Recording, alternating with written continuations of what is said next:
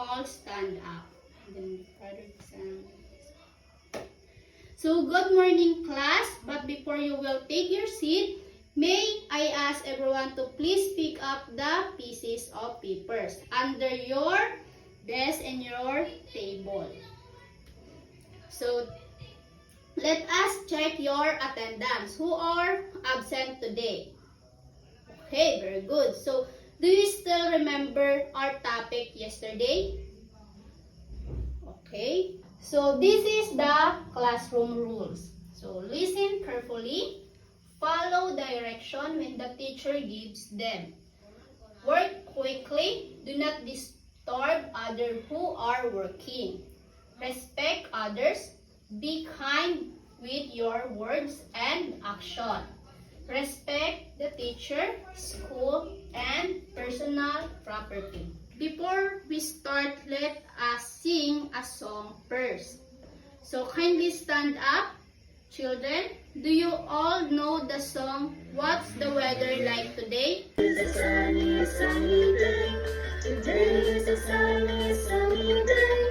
Today is a sunny day. It's a sunny day. Today is a rainy day. Today is a rainy day. Today is a rainy day. It's a rainy day.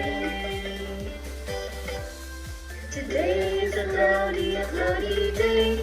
Today is a cloudy day. Today is a cloudy day. It's a cloudy day. So class, according to the video that you have watched, what do you think are the different weather condition? So ano nga ba yung weather condition? So the 5 weather condition is about sunny day, rainy day, windy day, stormy day, and cloudy day. So now, this is the topic for today. It is all about the weather.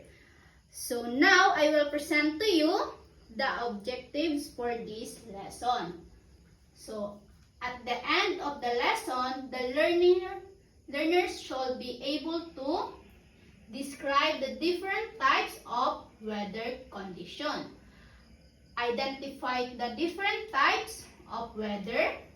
Draw the illustrate the different types of weather. So, ano nga ba yung weather? What is weather? So, weather is the state of the atmosphere describing, for example, the degree to which is hot or cold, wet or dry, calm or stormy, clear or cloudy. So it is what the sky and the air outside are like, such as cold and cloudy, sunny or rainy, windy or stormy. So the 5 main types of weather are sunny, cloudy, windy, rainy, and stormy.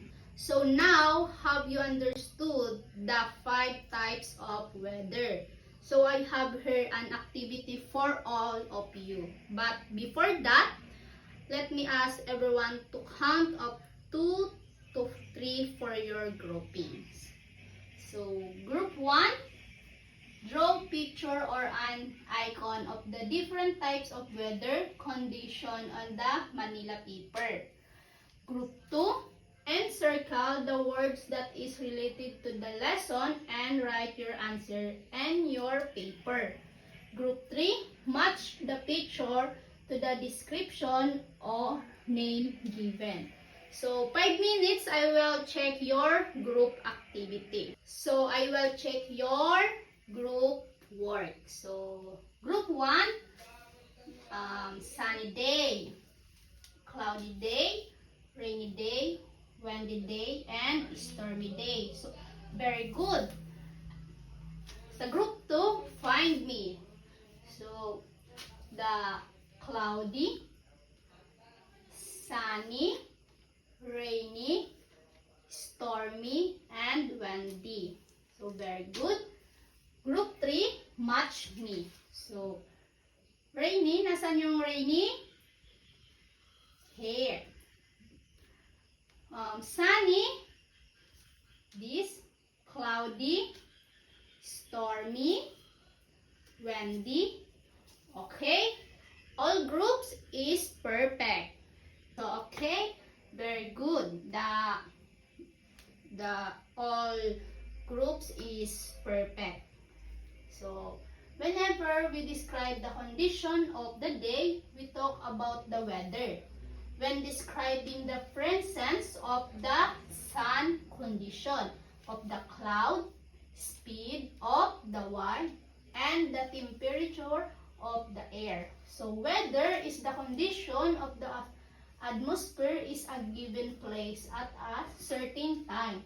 So, what is the 5 weather condition? So, our sunny day, sunny, rainy, windy, cloudy, and the last one is stormy.